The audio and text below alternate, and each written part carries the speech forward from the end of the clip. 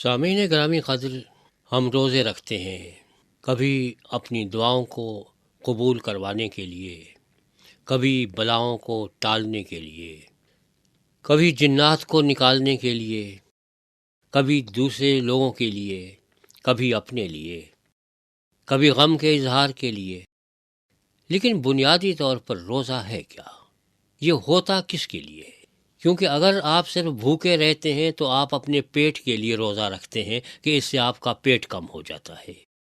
اگر آپ کولیسٹرول والی چیزیں چھوڑ دیتے ہیں تو آپ اپنے دل کے لیے روزہ رکھتے ہیں کہ اب ہارٹ اٹیک ہونے کے اثرات کم رہیں گے، امکانات بھی کم ہو جائیں گے۔ اگر آپ اس لیے روزہ رکھتے ہیں کہ صرف میری دعائیں قبول ہوں تو ظاہر ہے کہ یہ لالچ تو ہے، اس سے انکار نہیں ہے۔ کیونکہ اگر میں یہ چاہتا ہوں کہ میری دعائیں قبول ہوں، خدا میری وہ بات مانے جو میں چاہتا ہوں، تو اس میں میرے نفس کا تو دخل ہے۔ یہ لالچ تو اپنی جگہ پر ہے جس سے مجھے گریز نہیں ہے۔ اگر میں مصیبتوں کے ٹالنے کے لیے روزے رکھتا ہوں تو اس میں بھی میری ذات کا ہی دخل ہے کہ میں کہیں اس مصیبت کا شکار نہ ہو جاؤں۔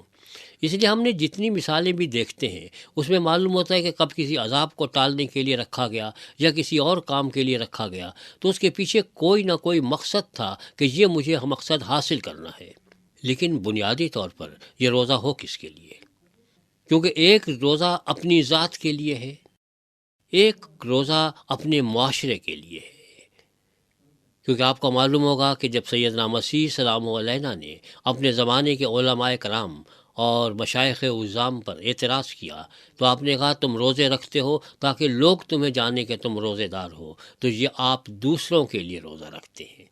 ہم اپنے لیے روزہ رکھتے ہیں، ہم دوسروں کے لیے روزہ رکھتے ہیں، لیکن حقیقتاً کس کے لیے روزہ رکھنا چاہیے؟ یہ وہ سوال ہے جو بار بار ذہن میں آتا ہے اور جس کا جواب شاید ہمیں کہیں ملتا دکھائی نہیں دیتا۔ کیونکہ اگر میں دعاؤں کے قبول کرنے کے لیے رکھتا ہوں تو یہ میرے لیے ہے، عذاب کے ٹالنے کے لیے کہتا ہوں تو یہ میرے لیے ہے یا پوری قوم کے لیے ہے، روزہ لوگوں کو دکھانے کے لیے کرتا ہوں تو دوسروں کے لیے ہے، لیکن روزہ ہے کس کے لیے؟ اس کا حکم دیا کس نے؟ ہم نے دیکھا ہے کہ قوم بنی اسرائیل کو حکم دیا پروردگار عالم نے کہ تم سال میں ایک دن کا روزہ رکھو، اور ان کی تعداد بڑھا دی۔ تو یہ پروردگار کا اگر حکم ہے تو پھر پروردگار کے لیے روزہ ہونا چاہیے، نہ میرے لیے ہو نہ کسی اور کے لیے ہو۔ اس لیے حضرت زکریا علیہ السلام سے پروردگار عالم نے فرمایا کہ لوگوں اور ان کے مذہبی پیشواؤں سے کہو کہ جب تم نے 5ویں اور 7ویں مہینے میں ان 70 برس تک روزہ رکھا اور ماتم کیا تو کیا کبھی میرے لیے، خاص میرے ہی لیے روزہ رکھا؟ آپ یہ اندازہ لگائیے کہ پوری کی پوری قوم روزے رکھ رہی ہے۔ اس قوم کو روزے رکھتے رکھتے 70 برس گزر چکے ہیں، پروردگار عالم کے حکم کے عین مطابق روزے رکھ رہے ہیں، اور یہی ہے کہ کسی طرح سے یہ اسیری کے دن ختم ہو جائیں۔ دعائیں مانگے جا رہے ہیں، ماتم کیے جا رہے ہیں، رو دھو رہے ہیں، سب کچھ ہو رہا ہے، گریہ وزاری ہے، اشک باری ہے، لیکن پروردگار کی طرف سے صرف ایک ہی سوال ہے کہ تم نے یہ روزے میرے لیے رکھے تھے، صرف میرے لیے، یا اپنے عذاب کم کرنے کے لیے، اپنی تکالیف کے علاج کے لیے؟ کیونکہ اگر اس روزے میں کوئی اور نیت شامل ہے، بری نہیں ہے، لیکن اس کے باوجود یہ لالچ تو ہے۔ صرف پروردگار کے لیے اور صرف پروردگار ہی کے لیے روزہ رکھنا یہ بنیادی طور پر معیاری روزہ ہے جو کہ ہمارے لیے مقرر کیا گیا ہے۔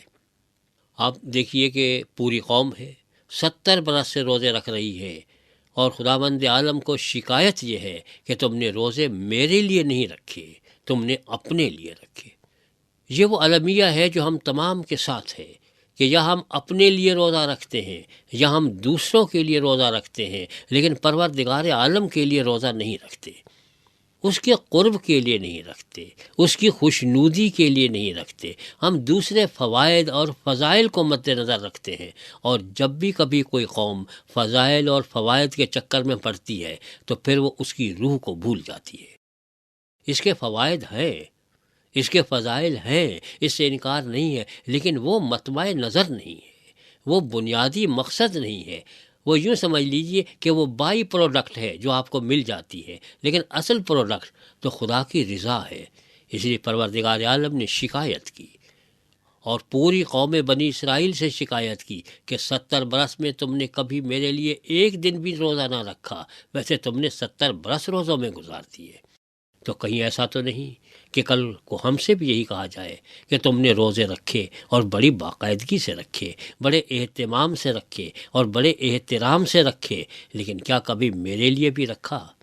کبھی اپنے لیے رکھا، کبھی دوسروں کے لیے رکھا، کبھی کسی عالم کو خوش کرنے کے لیے رکھا، کبھی گھر والوں کو خوش کرنے کے لیے رکھا، کبھی لوگوں کو یہ یقین دلانے کے لیے رکھا کہ ہم بڑے مذہبی قسم کے لوگ ہیں، لیکن کیا پروردگار کے لیے بھی روزے رکھے؟ کوئی اس کی مثال ہمیں ملتی ہے جس کو ہم اپنے سامنے اسوہ حسنہ بنا سکیں؟ حضرت موسیٰ علیہ السلام کی ایک مثال ہمارے سامنے آتی ہے کہ آپ کو پروردگار عالم نے کوہ طور پہ بلایا اور کہا کہ میں تمہیں احکام خداوندی دینے والا ہوں، یہ 10 احکام اپنے ہاتھ سے لکھ کے تمہیں دوں گا۔ لیکن یہ صرف خدا سے ملاقات تو نہیں تھی، یہ ان احکام کو وصول کرنے کی خواہش بھی تو موجود تھی، اس سے الگ ہو کے نہیں تھی۔ صرف مسیح کی زندگی میں ہمیں ایک واقعہ ملتا ہے کہ آپ نے جو روزے رکھے 40 دن کے، اس میں کچھ حصول نہیں تھا، کچھ وصول کرنے کے لیے نہیں، کیونکہ وصول وہ کرتا ہے جس کا دامن خالی ہو، جس کا دامن بھرا ہوا ہو۔ آپ اسے کیا دیں گے؟ لہذا آپ نے صرف خوشنودی پروردگار کے لیے روزے رکھے۔ اس کے بعد آپ دیکھیے کہ آپ نے کیا کیا۔ شیطان بھاگ کے چلا گیا، سب کچھ ہو گیا، لیکن کہیں کچھ ملتا ہے کہ آپ نے کچھ اور کیا ہو؟ نہیں۔ اس کے بعد آپ نے آ کے اپنے لوگوں کو تعلیم دینا شروع کی اور انہیں بتایا کہ مبارک ہے وہ لوگ، اور اس میں 2 دفعہ ہے کہ مبارک ہے وہ لوگ، اور ان کا ذکر کرنے کے بعد کہ ان کو خدا کا دیدار نصیب ہوگا۔ یہ وہی شخص کہہ سکتا ہے جو کہ خدا کے سامنے 40 دن 40 رات بیٹھا رہا ہو اور اس کو دیدار نصیب ہوتا رہا ہو۔ اسے حق پہنچتا ہے کہ وہ یہ کہے کہ تمہیں دیدار نصیب ہوگا۔ جو خود دیدار سے محروم ہو وہ دوسرے کو کیا دیدار کرائے گا؟ کیا نابینا کسی بینا آدمی کو آنکھیں دے گا؟ کیونکہ آپ قرب خداوندی میں وہ 40 دن اور 40 راتیں گزار کے آئے تھے، آپ کو معلوم تھا کہ دیدار الہی کیا چیز ہوتی ہے۔ اس لیے آپ نے کہا کہ ایسے خوش نصیب ہیں وہ لوگ کیونکہ انہیں دیدار الہی نصیب ہوگا۔ آپ وہ دیدار حاصل کر چکے تھے، آپ اس قرب میں رہ چکے تھے۔ یہ وہ روزہ تھا جو صرف پروردگار کے لیے تھا، کسی کام کے حصول کے لیے نہیں تھا، کسی چیز کے لیے نہیں تھا، نہ یہ قوانین حاصل کرنے کے لیے تھا، نہ یہ شریعت وصول کرنے کے لیے تھا، نہ لوگوں کی ہدایت کے لیے تھا، بس خدا سے لو لگانے کے لیے تھا۔ لیکن یہاں ایک سوال یہ پیدا ہوتا ہے کہ یہ کہا جائے کہ یہ آپ کی چونکہ اپنی ذاتی خواہش اس کے پیچھے تھی تو اس لیے آپ نے ایسا روزہ رکھا۔